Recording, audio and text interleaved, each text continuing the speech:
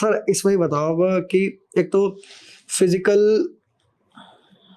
का क्या complete package बनना चाहिए, क्या एनसीईआरटी पढ़ के और एन अवस्थी बुक का लेवल 1 करके और एनसीईआरटी के क्वेश्चंस करके क्या जेई मेन के लिए सफिशिएंट है?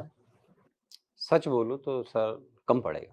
उसका रीजन बताता हूँ। पहले मैं आपसे क्वेश्चन करता हूँ, आपने मेरी बुक सॉल्व की थी आईआईटी के ऊपर? बिल्कुल करी थी सर। कैसी लगी थी आपको? सर टफ है सर मेरे को भी टफ लग रही है यकीनन। टफ लगी थी? कौन सा लेवल 1, 2 या 3? उस समय 3 लेवल थे, अब तो 4 लेवल है। तो ये मुझे थोड़ा कम याद है। हाँ। पर लेवल 1 में भी कुछ सर मेरे टाइम पर क्या था, मुझे ना थ्योरी भी कम आती रही, तो लेवल 1 के भी कुछ क्वेश्चंस थ्योरी कम होने की वजह से नहीं कर पाता था मैं। Right. ना लोकली कोई पढ़ाता था ना लेक्चर्स हुआ करते रहे। आज तो सर हम जो है लेक्चर्स ऑनलाइन देखते हैं बच्चे, तो कुछ नहीं था ना बुक में कहीं था। तो मेरे पास मुझसे लेवल 1 के भी बहुत सारे क्वेश्चन समझ नहीं आते रहे, और लेवल 2 के क्वेश्चन लगता रहा यार इसमें क्या लगेगा, इसमें क्या लगेगा, और नहीं हो पाता था मुझसे। तो कुछ ही लेवल 1 मान लो 50-60% कर पाता हूँ मैं। मैंने आपसे जो क्वेश्चन किया ना, उसी के अंदर मेरी आगे की स्ट्रेटजी छुपी हुई है। ओके। कि जैसे आपको प्रॉब्लम थी, नॉर्मल बच्चों को प्रॉब्लम होती होगी, तो देखिए क्या होता है, आप किसी भी कोचिंग इंस्टीट्यूट पढ़ रहे हैं, जो भी ऑनरेबल सर आपको पढ़ा रहे हैं, मैडम पढ़ा रहे हैं, उनसे पढ़ लीजिए पहले। आपको कैसे मालूम चलेगा कि मेरा जेई मेन का प्रिपरेशन कंप्लीट हो गया, उसका एग्जांपल कोड कर रहा हूँ। आप मेरे लेवल 1 के सारे प्रॉब्लम शुरू से लेकर लास्ट तक करो। वो ऐसे नहीं जंबल 5 10 से 5 ऐसे नहीं है, वो सिस्टमेटिक है। थ्योरी जैसे आगे बढ़ती है उसी उसी सीक्वेंस में प्रॉब्लम्स आएंगे। तो मान लीजिए कहीं आप पढ़ रहे हैं और वो सर उतने एक्सपीरियंस नहीं है, सब कभी ना कभी सीखते हैं। देखिए whole life is learning process, में आज भी सीख रहा हूँ, है ना, तो कोई बात नहीं।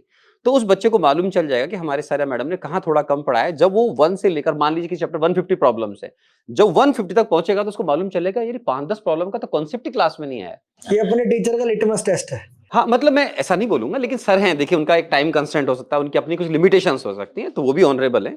लेकिन अब वो क्या करेगा बच्चा, आजकल गूगल है, कर लीजिए उस थ्योरी को, कहीं ना कहीं से आपको मिल जाएगी, तो आप कर लीजिएगा, पढ़ लीजिएगा उसको। तो आपने जो क्वेश्चन किया, मैं उसको अब अलग तरीके से आंसर कर रहा हूँ कि देखिए लेवल 1 से आपका जेई मेन का प्रिपरेशन हो जाएगा सिस्टमेटिक, शुरू से लेकर एंड तक। लेकिन जेई मेन में प्रॉब्लम 2 तरह के आते हैं।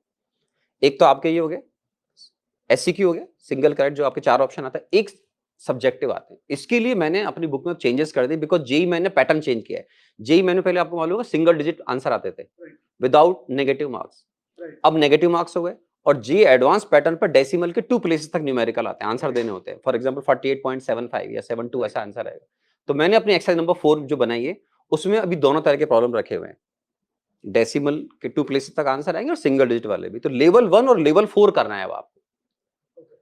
जिस भी ऑनरेबल इंस्टीट्यूट में पढ़ रहे हैं, जो भी ऑनरेबल सर पढ़ा रहे हैं, वो पढ़ लीजिए, लेकिन आप मेरी बुक का लेवल 1 और 4 कर लीजिए, जेई मेन निकल जाएगा। लेवल 1 और लेवल 4 जिसने कर लिया उसका जेई हो जाएगा, ये कंप्लीट पैकेज है। और मैं आपसे बोल रहा हूँ बहुत ऑनेस्टली, जो भी अच्छे बच्चे हैं जिनकी जेई में अच्छी रैंक आती है, जिन्होंने मेरी बुक सॉल्व करी, उनसे पूछेगा, उनको लेवल 1 बिल्कुल हलवे की तरह लगेगा कि सर बहुत ईजी था लेवल 1, क्योंकि उन्होंने थ्योरी ढंग से पढ़ी हुई है। तो सर आप जो लेक्चर पढ़ाने वाले हो, इनको पढ़ने के बाद लेवल 1 जो है, लेवल 1 लायक पर्याप्त थ्योरी रहेगा 100%। Definitely definitely. ये सर कोई मेरे टाइम पर अगर ये पढ़ाता हो तो बात ही क्या होती। चलो, तो ये यानी कंप्लीट पैकेज हो गया।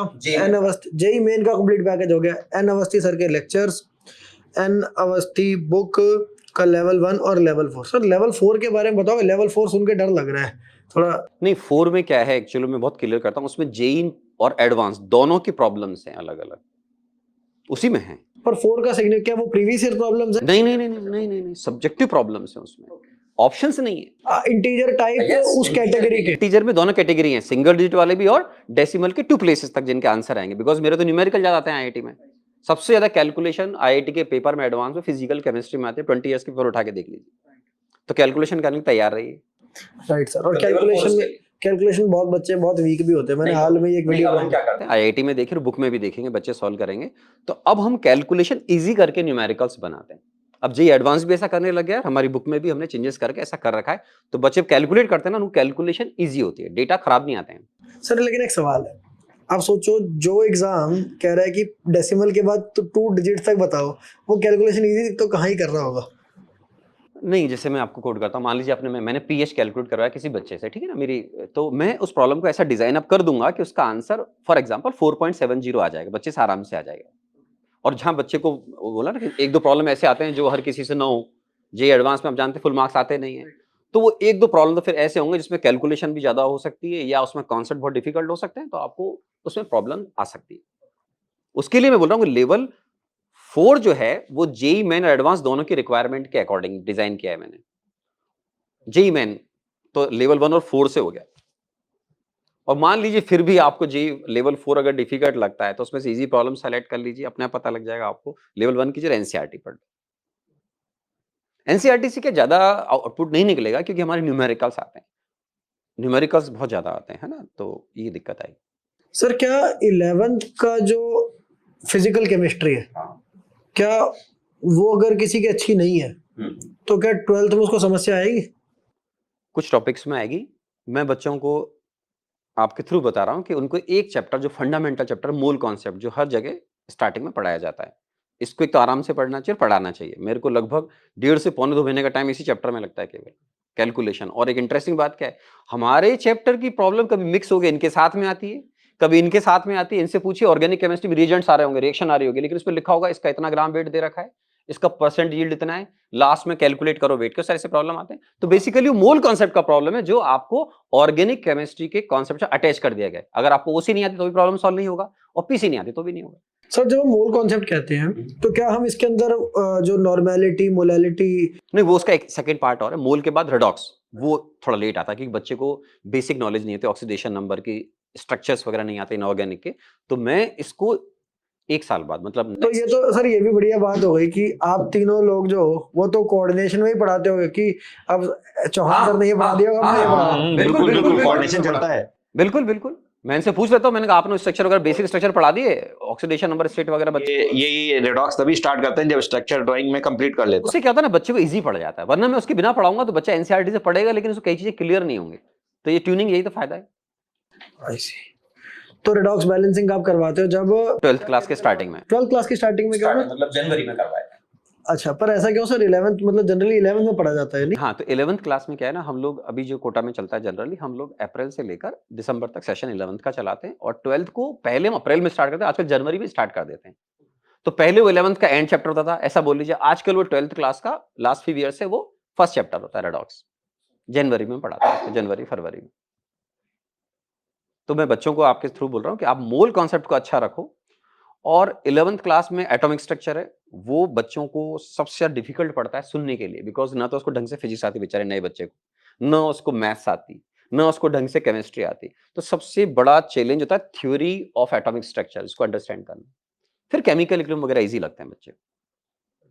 सर इनफैक्ट मैं अगर बोलूं, मेरे टाइम पर मुझे लग रहा था क्या बातें कर रहे हैं ये लोग। जब एटॉमिक स्ट्रक्चर मैंने पढ़ा, मैंने कहा क्या बात कर रहे हो यार, मतलब मोल वोल सब सही है कि कोई एटम होता है, उसकी क्वांटिटी होती है सब, ये क्या बातें करे जा रहे हो, ये क्या थ्योरी है? कुछ भी बोल दिया एटम, मतलब उसने कहा कि मैंने गोल्ड फॉइल वाला एक्सपेरिमेंट किया, कुछ भी बोल रहा है उसके बाद। उसके कॉन्सेप्ट कितने एडवांस है, देखिए फिजिक्स भी है उसमें, मैथ्स भी है, श्रोडिंगर वगैरह के अंदर डिफरेंशिएशन वगैरह है। तो बच्चे को बहुत डिफिकल्ट पड़ता है एटॉमिक स्ट्रक्चर समझना। और आप बताओ सर, इतने सारे नोबेल प्राइज विनर हैं, सब काफियों का जिक्र एटॉमिक स्ट्रक्चर में, बाकी किसी चैप्टर में नहीं आता है, किसी चैप्टर में नहीं मिलेगा, ना फिजिक्स में, ना केमिस्ट्री में, ना मैथ्स में, जितना आपको एटॉमिक स्ट्रक्चर में नोबेल प्राइज विनर उनके एनसीईआरटी बुक में इनफैक्ट नेम या उनके फोटो भी दे रखे हैं। तो यार जब आप इतने लोगों को सुनोगे तो आपको डिफिकल्ट तो पड़ेगा। उसमें पूरी सर वो एटम की हिस्ट्री बहुत लंबी है, बहुत लंबी। तो मैं जसपाल सर को क्या बोलता हूँ, यार देखो मेरा सिलेबस बहुत ज्यादा, मेरी हेल्प करो। तो ये जो क्वांटम नंबर वाला छोटा पार्ट है ना पीछे का, एडवांस पार्ट जो क्लासिकल तो ये पढ़ाते हैं, क्लासिकल पार्ट तो ये पढ़ा देते हैं। श्रोडिंगर इक्वेशन जैसे मैं पढ़ाता हूँ, डिफिकल्ट पड़ती है बच्चे को ना, डायग्राम वगैरह, बट क्वांटम नंबर वगैरह ये पढ़ा देते हैं, मेरे लिए इजी पड़ता है। जो एडवांस पार्ट है, और जब उसमें मेरे को प्रॉब्लम आती है, अगर ये नहीं पढ़ाए ना तो बच्चा वो जो है क्वांटम नंबर को समझ ही नहीं पाए। सर आप मुझे बताओ, अवबाउ रूल कौन पढ़ाता है आप दोनों में? मैं पढ़ाता हूँ, मैं पढ़ाता हूँ। हाँ, ओके। और एसपीडीएफ सबशेल में फिलिंग। हाँ जी। और हाँ। अच्छा, और एसपीडीएफ उनके जो शेप वगैरह वो भी आप पढ़ाते हो? हाँ, सब वही मैं समझ गया। और एक्चुअली में ये आपके इनऑर्गेनिक केमिस्ट्री में जो बच्चे जेडीली पढ़ते हैं उसमें भी दे रखा है, काफी अच्छा दे रखा है। एक्चुअली स्टार्टिंग जेडीली में करोगे तो वहीं से है। सर एक मेरे दिल में एक सवाल आता है जेडीली को लेकर। मैंने जेडीली किताब ली थी, हाँ, सुदर्शन गुहा वाली अडेप्टेशन। हाँ। सर उसके अंदर जो मैंने देखा, ऑनेस्टली स्पीकिंग, मुझे लगा बहुत ज्यादा आउट ऑफ स्कोप जाते हैं। कई जगह पे मुझे लगा कि यार मैं ये कभी जिंदगी में पढ़ ही नहीं सकता, इतनी मोटी किताब, और जो कि आउट ऑफ स्कोप जा रही, वो देख के मैंने उसको बंद कर दिया, नहीं लागे किताब। देखो मैं आपको बताऊं, जेडीली जो बुक है वो बच्चों के लिए नहीं है। मैं एडॉप्टेशन वाली बात नहीं कर रहा हूँ, प्योर बात कर रहा हूँ। वो रेफरेंस बुक है, वो टीचर्स के लिए है। ओके। वो अप टू आईटी मार्क्स नहीं है, उसमें क्या है, कुछ चीजें हैं जो चैप्टर्स हैं, वो जैसे क्वेश्चन भी सेट हो करते हैं प्रोफेसर, तो वहां से वो पर्टिकुलर उस टॉपिक उस चैप्टर से क्वेश्चन लेते हैं जो आईटी में है। पूरी बुक थोड़ी जेई के लिए इंपॉर्टेंट है, या वैलिड ही नहीं वो टीचर की बुक है, बच्चों के लिए नहीं है। बच्चे बोलते हैं सर जेडी ले लें, मैंने कहा लेके क्या रखेगा, बस उसे धूल लगेगी। मैं बच्चों को हमेशा बोलता हूँ, मेरे बच्चों, थ्योरी तो देखिए 11th क्लास में थ्योरी सबसे डिफिकल्ट आपको एटॉमिक स्ट्रक्चर की सुनने में लगेगी, सुनने में बहुत पेशेंस रखने पड़ेंगे 1 मंथ, लेकिन न्यूमेरिकल सॉल्व करना आसान है एटॉमिक स्ट्रक्चर के। मैं आपके थ्रू बोल रहा हूँ बच्चों को, पेशेंस रखें 1 मंथ, जब आपकी अंडरस्टैंडिंग अच्छी हो जाएगी धीरे धीरे, तो न्यूमेरिकल सॉल्व करना इजी होता है एटॉमिक स्ट्रक्चर। थ्योरी को ग्रास्प करना बहुत डिफिकल्ट टास्क है। रीजन मैंने बोला ना तो आपको ढंग से उस समय फिजिक्स आती है, बिकॉज स्टार्टिंग ऑफ 11th होता है, ना केमिस्ट्री आती ना मैथ्स आती, लेकिन इसके बाद लेटर ऑन चैप्टर आएंगे केमिकल, आयनिक वगैरह, ये आपके थॉट प्रोसेस डेवलप होने के बाद आपको इंटरेस्टिंग और अच्छे लगेंगे। जेडी